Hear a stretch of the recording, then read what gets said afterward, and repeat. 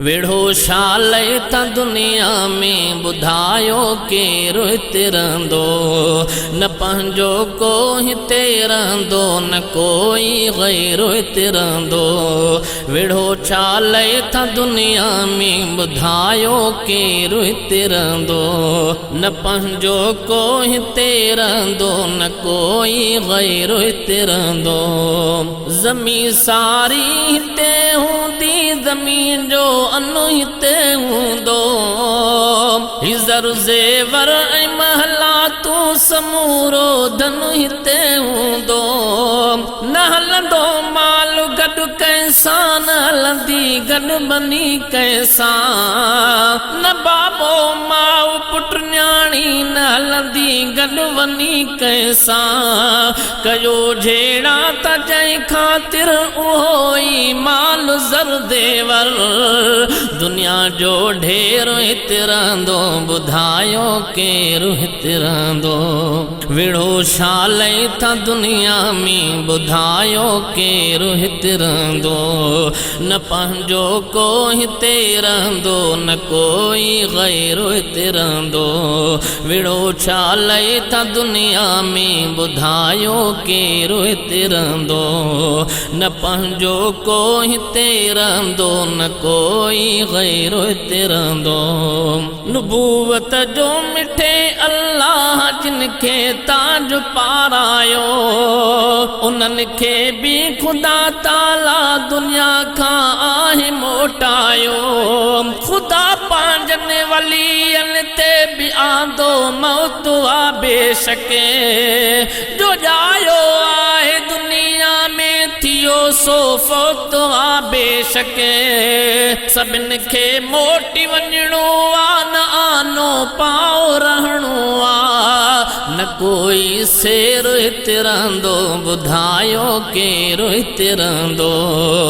वेढ़ो शाले त दुनिया में बुधायो केरु हिते रहंदो न पंहिंजो को हिते रहंदो न कोई गैरो हिते रहंदो। वेढ़ो शाले त दुनिया में बुधायो केरु हिते रहंदो न पंहिंजो को हिते रहंदो न कोई गैरो हिते रहंदो। ॾिठो सूं कोई पाड़े मां दुनिया फानी छॾे वियो अॼु ॿुधो सूं दोस्त परदेसी को दुनिया मां लॾे वियो अॼु। खयूं कंहिं लाश बाबे जो खयो कंहिं लाश पुटड़े जो खयो कंहिं लाश जी जल जो किथे कंहिं भाव मिठड़े जो। ही कुछ पल जिंदगी आहे हयाती यार दी आहे न कोई देर हिते रहंदो बुधायो केरु हिते रहंदो। वेढ़ो शाले त दुनिया में बुधायो केरु हिते रहंदो न पंहिंजो को हिते रहंदो न कोई गैरो हिते रहंदो। वेढ़ो शाले त दुनिया में बुधायो केरु हिते रहंदो न पंहिंजो को हिते रहंदो न कोई गैरो हिते रहंदो। मिटायो नफ़रतूं जग मां विरायो मोहबतूं जग में सुठे अखलाक सां जग में कमायो इज़तूं जग में। सच्चे इस्लाम जूं हर हंध ॿुधायो अज़मतूं जग में। हबीबनि जे शरीयत जूं पुॼायो दावतूं जग में।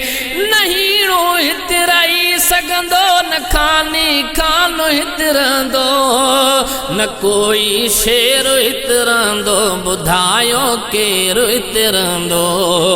वेढ़ो शाले त दुनिया में बुधायो केरु हिते रहंदो न पंहिंजो को हिते रहंदो न कोई गैरो हिते रहंदो।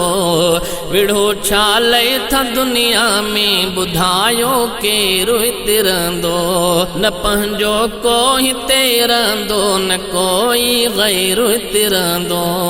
झुकायो सिर खुदा जे दर कयो राज़ी मिठो परवर कयो तो गुनाहनि खां थिए राज़ी सचो परवर दुनिया जे कुछ मज़े जे ले रंजायो छो त मालिक खे अदा शहज़ादा परचायो खुदा जे दर ते ख़ालिक खे जॾहिं वेड़ो कफन वींदो कयो सारो दफन वींदो न कंहिंजो पेरो हितरंदो ॿुधायो केरु हितरंदो विड़ो छा लए त दुनिया में ॿुधायो केरु हितरंदो न पंहिंजो को हिते रहंदो न कोई गैर हितरंदो विड़ो छा लए त दुनिया में ॿुधायो केरु हितरंदो न पंहिंजो को हिते